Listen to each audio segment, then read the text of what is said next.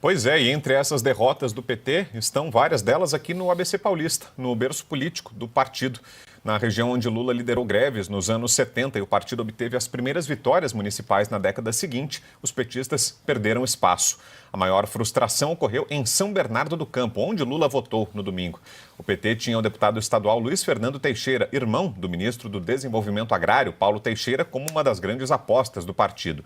No entanto, ele só alcançou o terceiro lugar e ficou fora da disputa eleitoral do segundo turno. Em Santo André, também palco de greves históricas entre o fim dos anos 70 e o início dos anos 80, Gilvan Júnior, do PSDB, foi eleito em primeiro turno com ampla vantagem sobre a adversária, Beth Sirac, do PT, que teve pouco menos de 16% dos votos válidos. Jair Meneghelli, um dos fundadores do PT e da CUT, a Central Única dos Trabalhadores, terminou em quarto lugar em São Caetano do Sul. A disputa foi vencida por Tite Campanella, do PL. Augusto Nunes, queria te ouvir, Augusto, sobre essa série. Jair Meneghelli. Pois é, ele mesmo, São Caetano. não é homônimo. Não é homônimo, não é neto, não é Jair Meneghelli. E daqui a pouquinho a gente Deus trata do também, o Augusto, do caso de Araraquara, que merece um capítulo à parte. Perfeito. Daqui a pouco a gente chega ao interior. Queria te ouvir sobre a ABC, Augusto. Perfeito. Olha,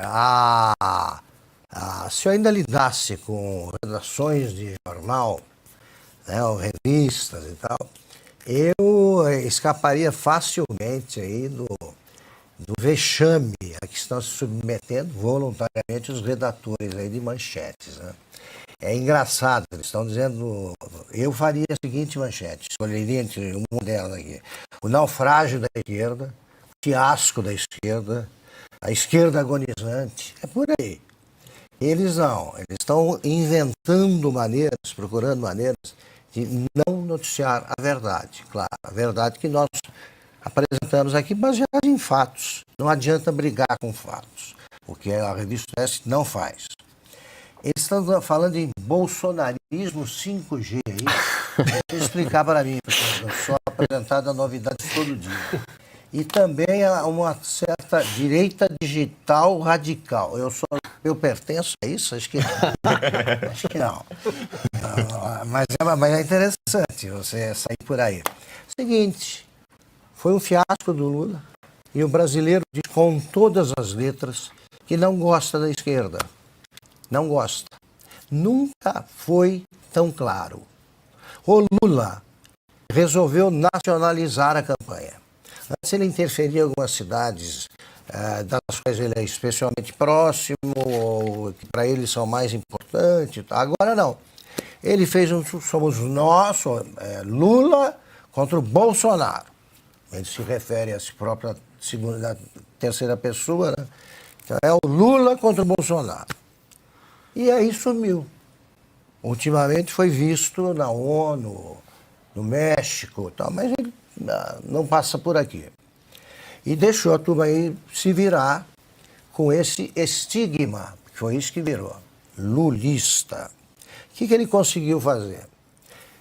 Os candidatos dele ficaram muito mais fracos imediatamente e foram emagrecendo com o tempo.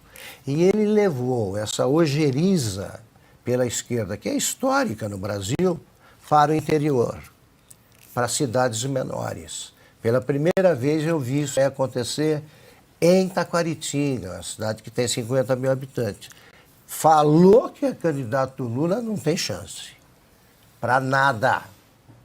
Para nada. Eu brinco que foi fixada a cota de um vereador do PT. Numa cidade que tem 15 vereadores, e eles continuam um vereador, em todas as cidades. Bom, acumula derrotas no ABC, lembram? O cinturão vermelho. O Lula também desistiu a tempo de fazer o que ele faz desde sempre. Ele decide quem é candidato a vereador. Agora, foi ele quem decidiu que em São Paulo, para ficar num exemplo e não me alongar demais, o PT teria um candidato, iria apoiar um candidato do PSOL, que é o Boulos, escolheria vice. Ele foi buscar a Marta Suplicy, que ele próprio tinha aposentado para botar como candidato o Haddad, né, disse que precisava renovar o PT. Foi grosseiro ao mencionar indiretamente a idade da Marta. Tá velha. Foi isso que ele disse no programa do Ratinho, todas as letras. E ele monta essa chapa. Foi ele que montou, decidiu que a Marta seria vice do Boulos.